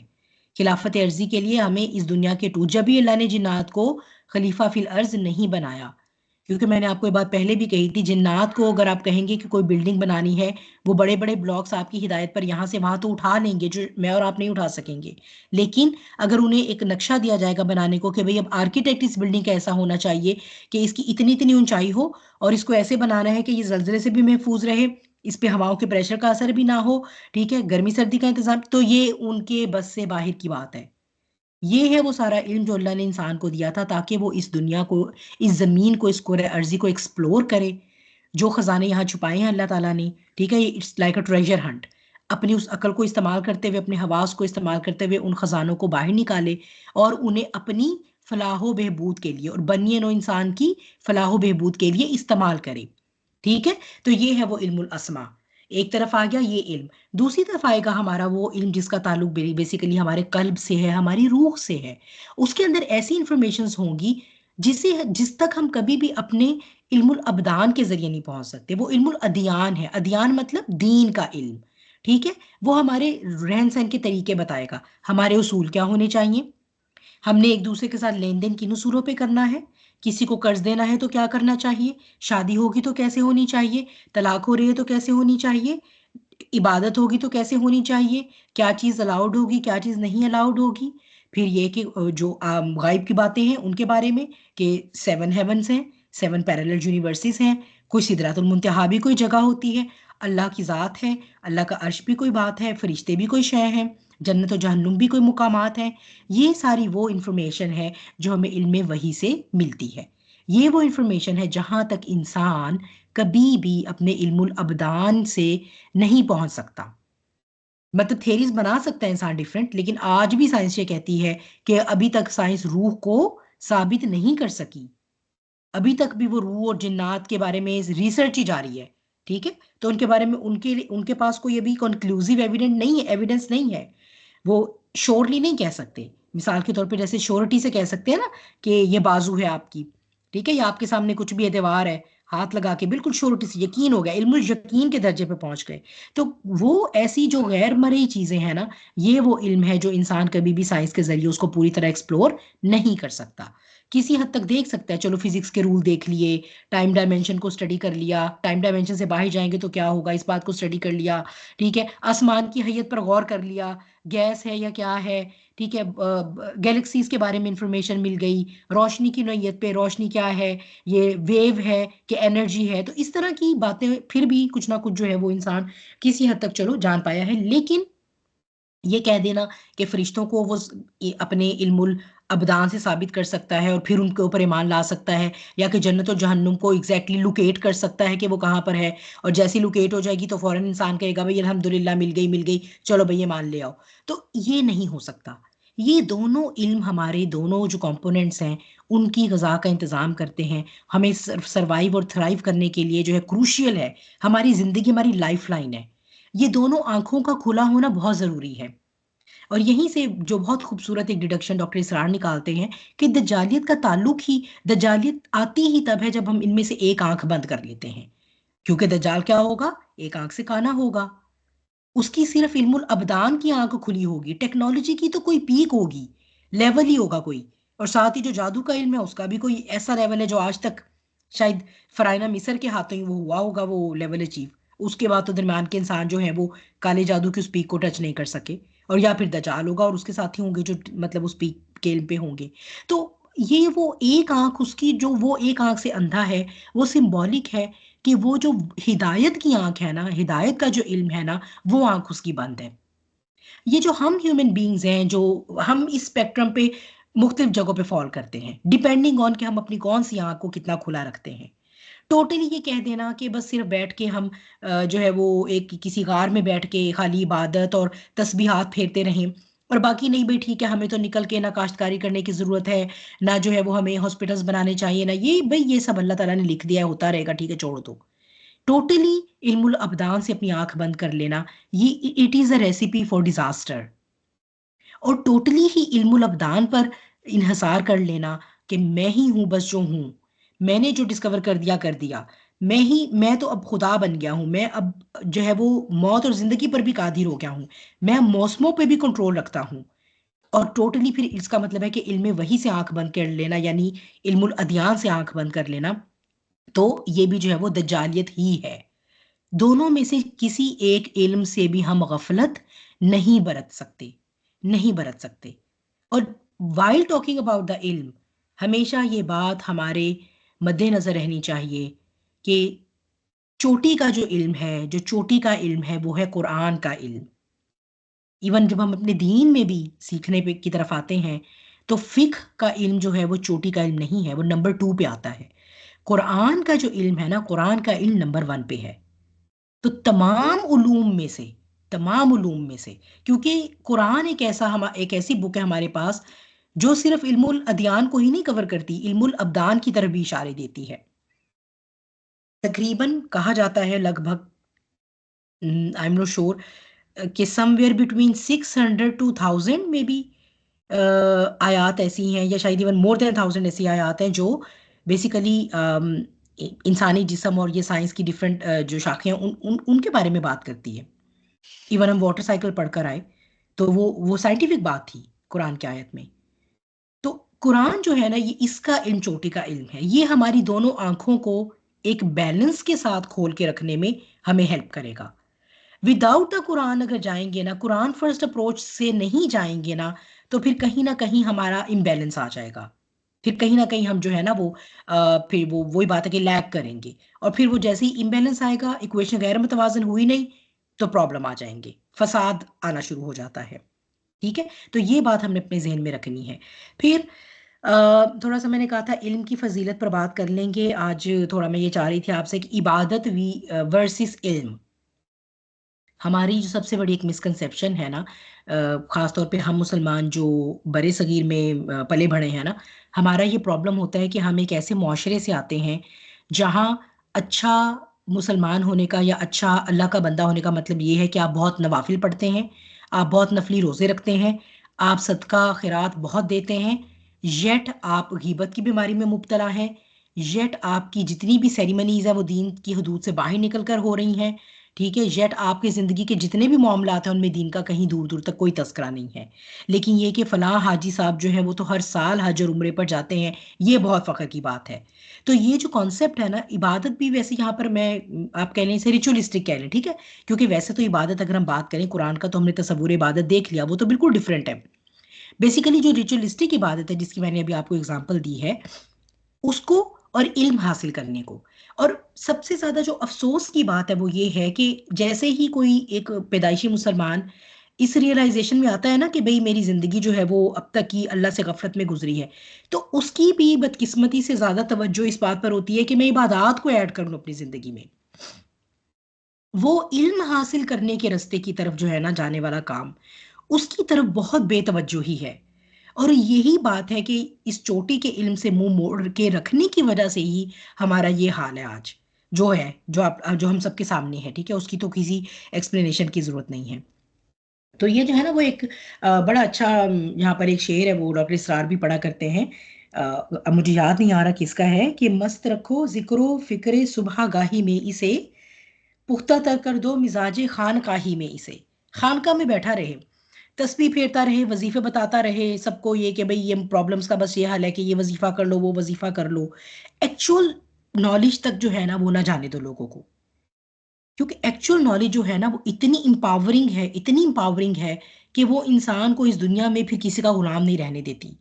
फिर वो इन खानकाहों वालों का भी, या किसी भी वो जिसे कहते हैं ना गद्दी नशीन का, या किसी भी मौलवी या किसी भी स्कॉलर का, किसी क्लैरिक का भी गुलाम नहीं रहने देती। वो इंसान इतना एम्पावर्ड इंसान हो जाता है कि उसको पता लगता है कि मैंने अगर किसी का गुलाम बनना है वो अल्लाह की ज़ात है, और किसी का उसका फॉलो करना है तो वो मेरे नबी करीम सल्लल्लाहु अलैहि वसल्लम की ज़ात है।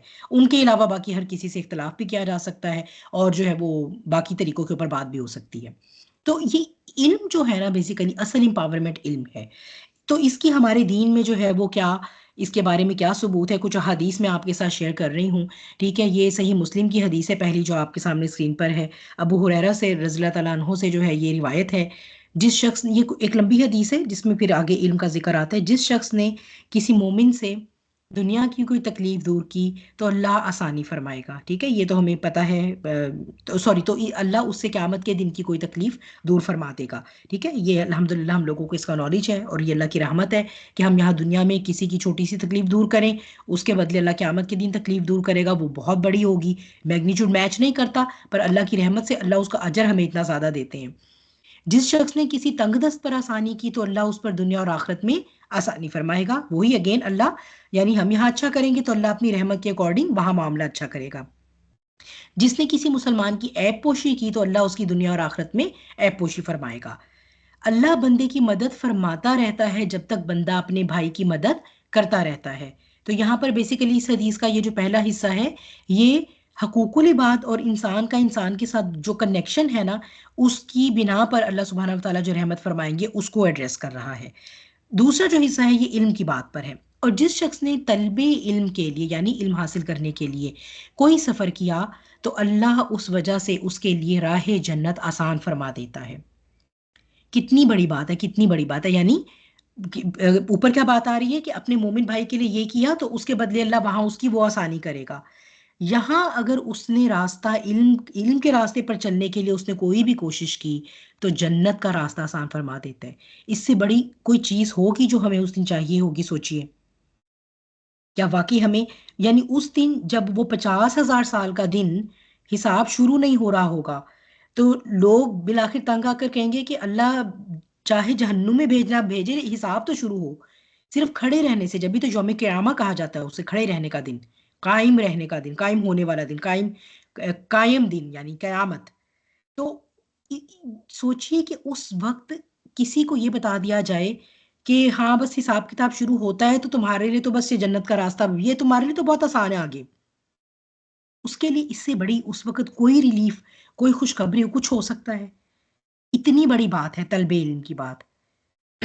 और जब कुछ लोग अल्लाह के किसी घर में इकट्ठे होकर, यानी कोई भी घर हो सकता है, मस्जिद हो सकती है या किसी का घर भी हो सकता है, इकट्ठे होकर अल्लाह की किताब की तिलावत करते हैं और आपस में पढ़ते पढ़ाते हैं, ठीक है? तो यहाँ पर दो बातें आ रही हैं, तिलावत करना और आपस में पढ़ना पढ़ाना। तो जब हम इसको कंबाइन करते हैं तो इसका मतलब क्या है कि अल्लाह की किताब की, यानी वही जैसे आयत बाय आयत तिलावत की और फिर साथ उसको सीखा, साथ खुद भी सीख रहे हैं, दूसरे को भी सिखा रहे हैं, आपस में एक दूसरे को भी सिखा रहे हैं, एक दूसरे से सीख भी रहे हैं। तो क्या होता है, उन पर सकीनत नाजिल होती है, वही सकीनत जिसकी मुझे और आपको शदीद ज़रूरत रहती है। एंग्जाइटी हमारा कितना कॉमन प्रॉब्लम है आजकल। हमें एक प्रॉब्लम होता नहीं है, हमें कोई बात होती नहीं, फटाफट हमारी दिल की धड़कन बेकाबू हो जाती है, हम पे इतनी सख्त एंग्जाइटी हो जाती है कि हमें समझ नहीं आता हम कैसे मैनेज करें। तो ये सकीनत तो इस वक्त में, यानी सकीनत बेसिकली क्या है, ये एंटी एंग्जाइटी या एंटी डिप्रेसेंट पिल है, आप ये समझें, ठीक है? ये हमारी रूह की एंटी डिप्रेसेंट पिल है जो बिल्कुल उसको रिलैक्स कर देती है, बिल्कुल यानी मसल रिलैक्सेशन जैसे हो जाती है ना, इस तरह रहमत उन्हें ढांप लेती है, फरिश्ते उन्हें घेर लेते हैं और अल्लाह अपने पास फरिश्तों में उनका तस्करा फरमाता है। और जिसके अमल ने उसे पीछे कर दिया तो उसका नसब उसे आगे नहीं बढ़ा सकेगा। ये अल्लाह ताला ने हमें फूड फॉर थॉट देकर क्लोज किया है इस हदीस को, कि ये ना समझना कि तुम्हारा हसब नसब तुम्हें उस दिन सैयदजादा होना या कोई बहुत ऊंचे खानदान का होना या नबी का बेटा होना या नबी के खानदान से ताल्लुक रखना या किसी आलिम के खानदान का होना, ये कोई चीज़ तुम्हें उस दिन नहीं बचाने वाली अगर तुमने अपने अमल से अल्लाह की रहमत को हासिल ना किया तो इतनी बड़ी बात है तलबे इल्म करना, अल्लाह की किताब के साथ इंगेज होना। ये इस कदर बड़ा इसका है कि अल्लाह ताला फरिश्तों में, सोचिए इस वक्त जब मैं और आप अल्हम्दुलिल्लाह हम यही कर रहे हैं ना, इस वक्त साथ हम आयत देखते हैं, थोड़ी सी उसकी तिलावत करते हैं, साथ हम अल्हम्दुलिल्लाह सीखते सिखाते हैं। तो इस वक्त आप देखिए मेरा और आपका तस्करा अल्लाह ताला अपने फरिश्तों में कर रहे हैं। इससे ज्यादा कोई और रश्क का मुकाम हो सकता है कि मतलब मेरा तो दिल चाहता है कि हर वक्त हम ऐसी हालत में रहें कि अल्लाह हमारा ऐसे तस्करा करे, ठीक है? बहरहाल that is beyond our capacity. तो अल्लाह ताला इस वक्त हमारा तस्करा कर रहे हैं, इतनी इतनी बड़ी बात है, कितनी ज्यादा, जिसे हमें कॉम्प्रीहेंड करना चाहिए। अच्छा, तो ये इल्म का फिर एक और ये हदीस भी सही मुस्लिम की हदीस है और आप लोगों ने सुनी है, बहुत कॉमन हदीस है कि जब इंसान फौत हो जाता है तो 3 काम जो हैं उसके अलावा बाकी जो भी उसके माल है वो मुनक़ता हो गए, ना वो अब नमाज और पढ़ सकता है, ना वो किसी तरह का कोई और नेकी का काम कर सकता है, सिवाय इसके कि उसने कोई सदका जारिया छोड़ा है। मिसाल के तौर पर वही जैसे हम कोई कुआं खुदवा गया, किसी ने कोई हॉस्पिटल बना दिया है, किसी ने किसी के बिजली लगवा दी, तो जब तक यानी वो भी सदका जारिया जब तक वो रहेगा, ठीक है, यानी जब तक वो मटीरियलिस्टिकली एग्जिस्ट करेगा तब तक उसका सवाब जाएगा। वो इल्म जिससे इस्तेफादा किया जाए और नेक औलाद जो उसके लिए दुआ करे।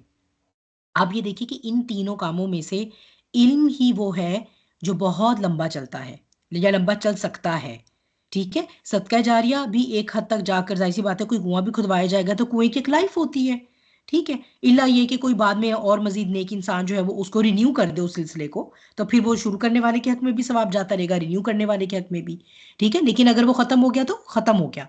नेक औलाद तो खुद जब तक जिंदा है जब तक ही दुआ कर सकती है ना, वो भी अगर वो नेक है तो नेक औलाद का भी जाएगा, लेकिन जब तक वो औलाद जिंदा है तो वो इसका मतलब वो भी एक हद तक।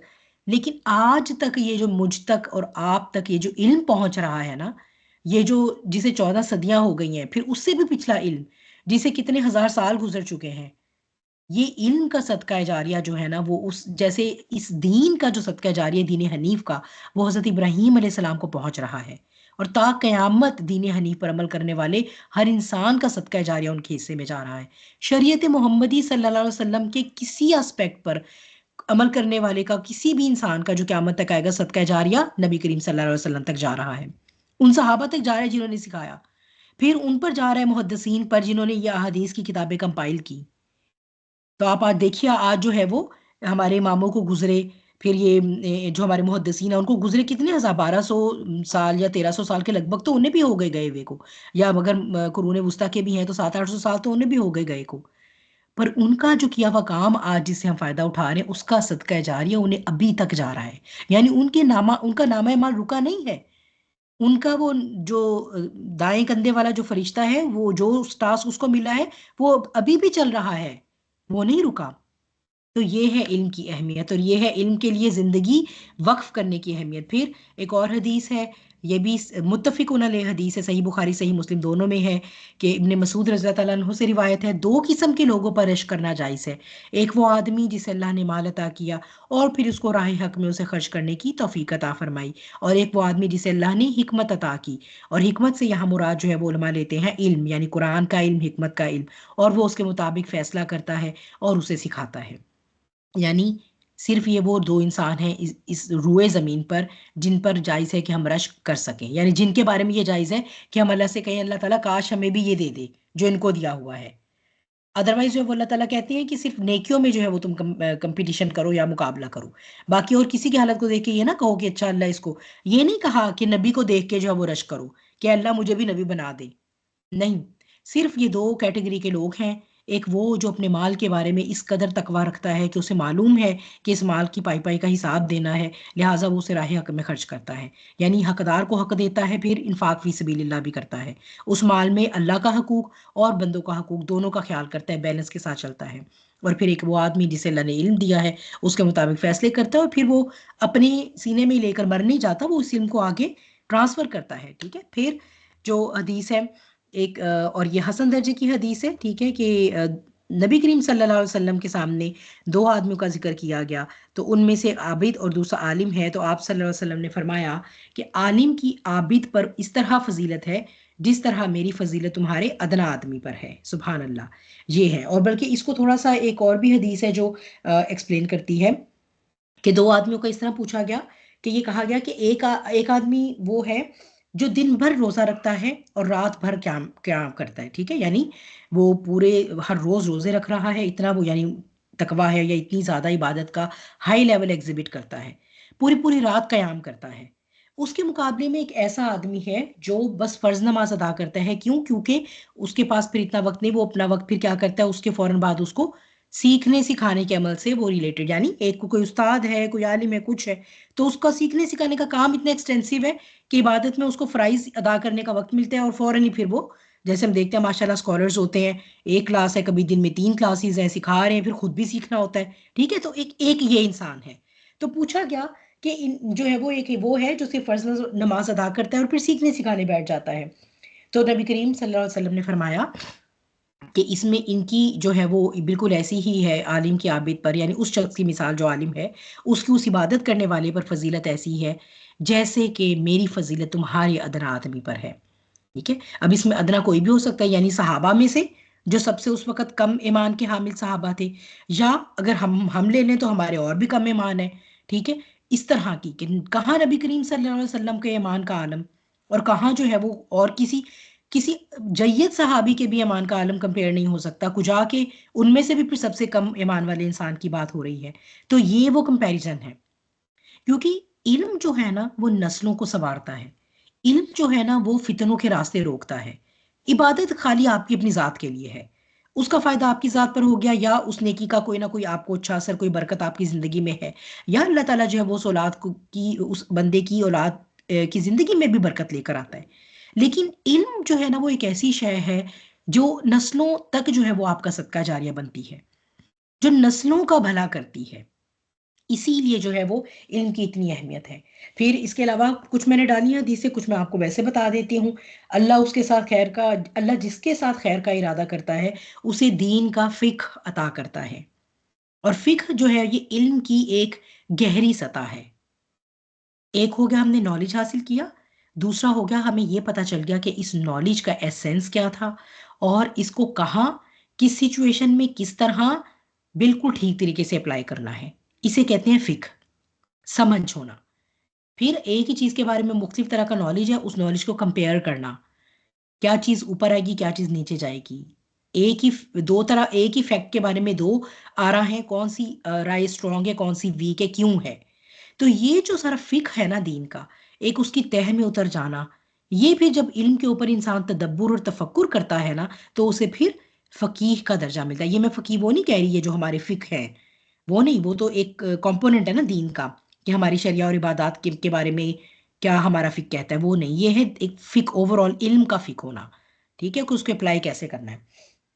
फिर सही बुखारी की जो हदीस है, खैरुकुम मन तअल्लमल कुरआन व अल्लमहु, तुम में से सबसे बेहतरीन इंसान वो है, ठीक है, द बेस्ट अमंग्स यू कौन सा है, जो कुरान को सीखता है और सिखाता है, ठीक है, चाहे वो सीख रहा है चाहे वो सिखा रहा है, इवन बेटर के वो दोनों काम कर रहा है एट द सेम टाइम, ठीक है। फिर ये इसके अलावा एक हदीस है जो आप लोगों ने सुनी है काफ़ी, ये है ज़ईफ़, मैंने इसलिए इसकी साथ ऑथेंटिसिटी लेवल आपके लिए मेंशन कर दिया है, ठीक है। लेकिन चूंकि ये बात पहले एक दफ़ा मैंने आपको बताई थी कि वो चीज़ जिसकी फजीलत इस्टेब्लिश ऑलरेडी हो चुकी हो सही हदीस से और कुरान से, उसकी फजीलत में कोई ज़ईफ़ हदीस जो उलमा काफ़ी कोट करते हैं वो हम कोट कर सकते हैं, ठीक है।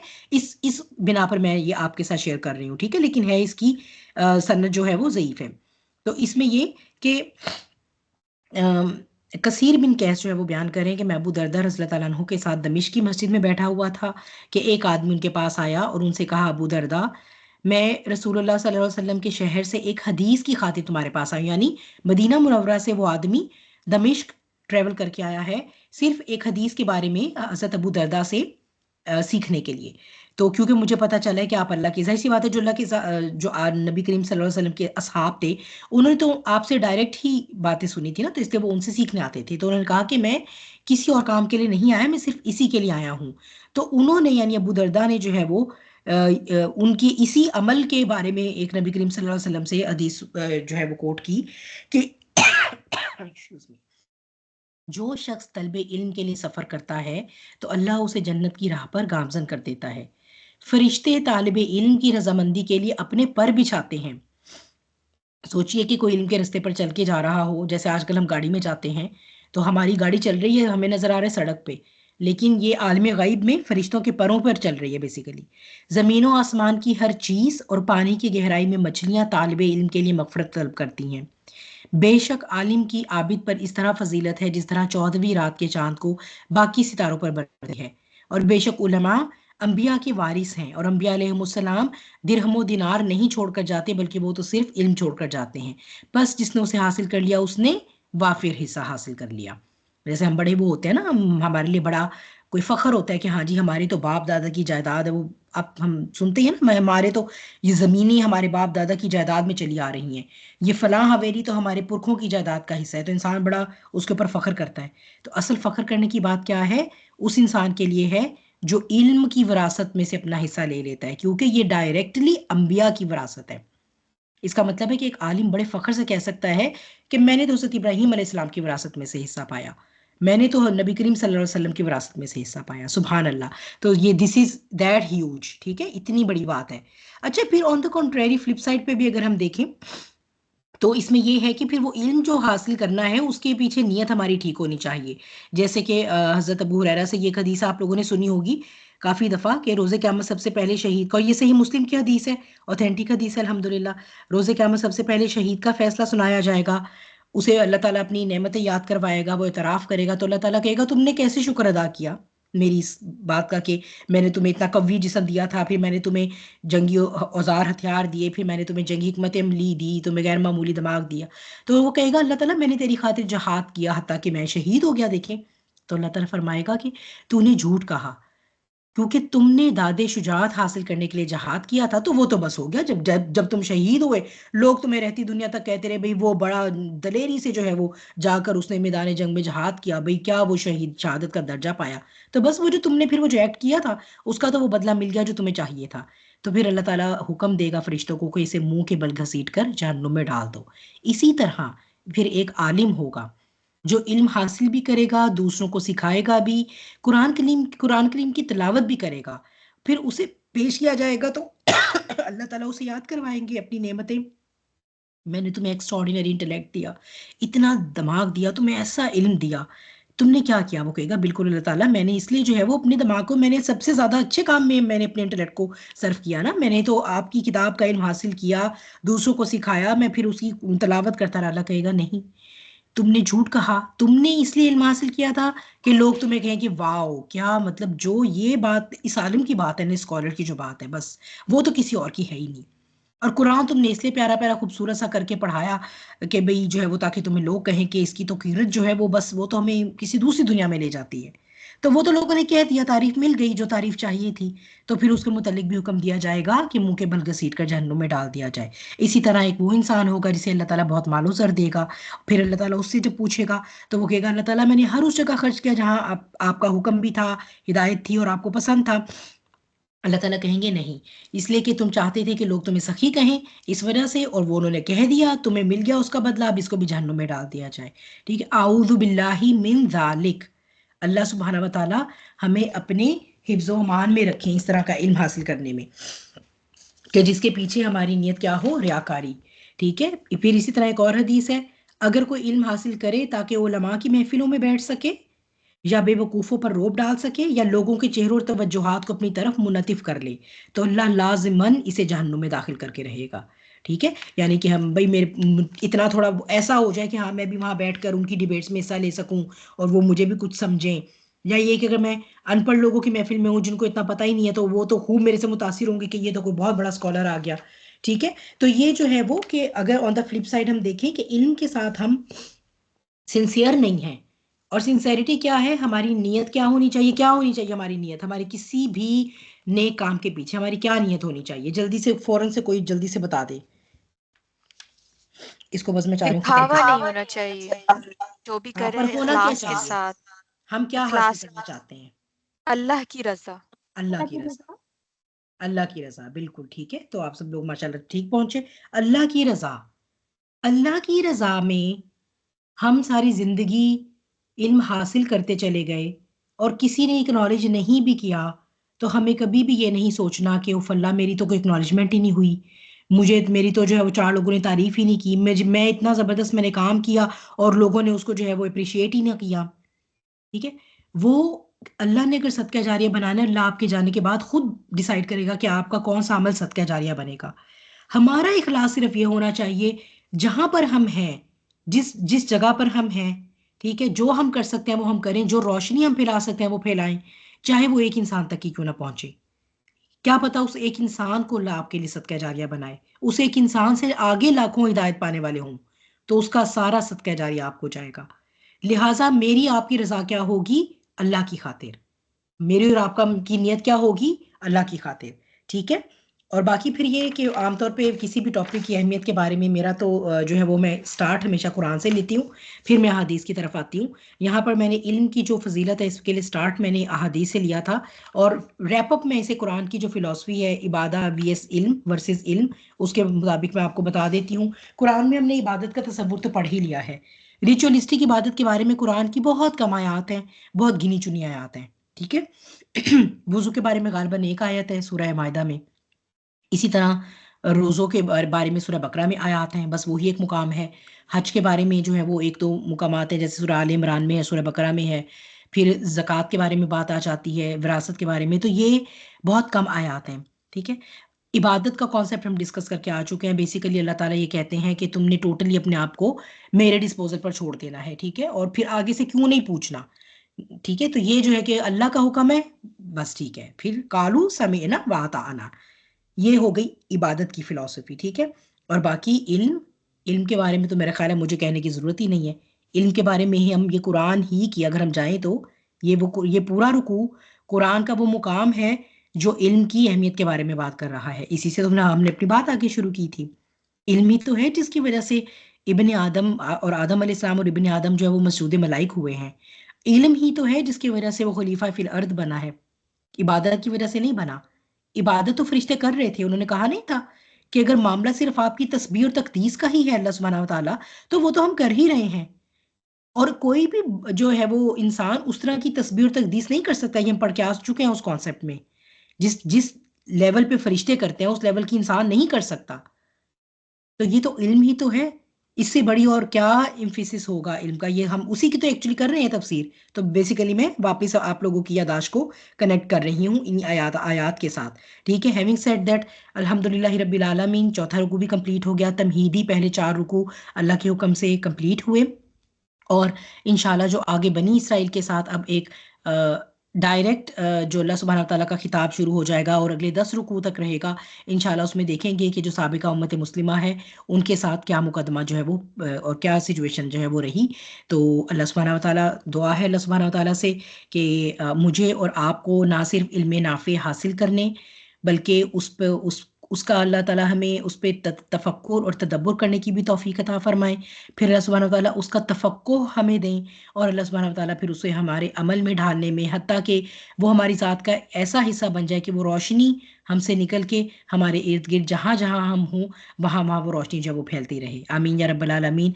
व आखिरु दअवाना अनिल हम्दुलिल्लाहि रब्बिल आलमीन। आऊज़ु बिल्लाहि मिनश शैतानिर रजीम। बिस्मिल्लाहिर रहमानिर रहीम।